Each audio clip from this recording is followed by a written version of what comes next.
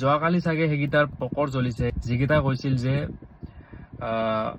ধৰ্ষণ কাণ্ড, চুৰি কাণ্ড, ডকাইতি কাণ্ড, অপহৰণ কাণ্ড, যিমানবিলাক বেয়া কাম আছে গোটেই বেয়া কামত ইছলাম ধৰ্মৰ, মুছলমান ধৰ্মৰ লোকসকলে থাকে, মুছলমান ধৰ্মৰ লোকসকলে কৰে। তহঁতৰ কালি চাগে গান জ্বলিছে যে এজন মুছলমান ল'ৰাই, এজন ইছলাম ধৰ্মৰ ল'ৰাই গোটেই ইণ্ডিয়াক প্ৰাউড ফিল কৰাই দিছে। তহঁতৰ চাগে কালি পকৰ জ্বলি গৈছে। সেইদিনাও জ্বলিছে চাগে যিদিনা এজনী ইছলাম ধৰ্মৰ ছোৱালীয়ে পাকিস্তানত গৈ পাকিস্তানক ধ্বংস কৰি থৈ আহিছে। সেইদিনাও চাগে তহঁতৰ গান জ্বলিছে। আৰু কি তহঁতে ক যে ইছলাম ধৰ্মৰ, মুছলমান ধৰ্মৰ লোকসকলে বেয়া কামত লিপ্ত থাকে। তহঁতে খালি অসমখনত হিন্দু মুছলিমৰ মাজত কাজিয়াখন লগাই কেনেকৈ যুদ্ধখন চাব পাৰোঁ সেইটো ভাবি থাকা।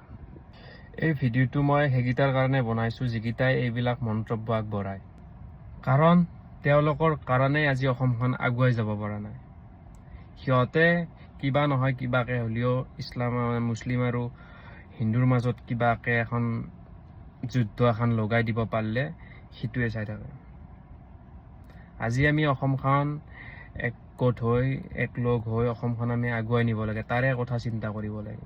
এনেকুৱা মন্তব্য সেইকেইটাহে দিয়ে যিকেইটাৰ মাথাত অকণমানো জ্ঞানৰ ভঁৰাল নাথাকে, যিকেইটাৰ মাথাত অকল গৰুৰ গোবৰহে সোমাই থাকে, সিহঁতে এনেকুৱা মন্তব্য আগবঢ়ায়।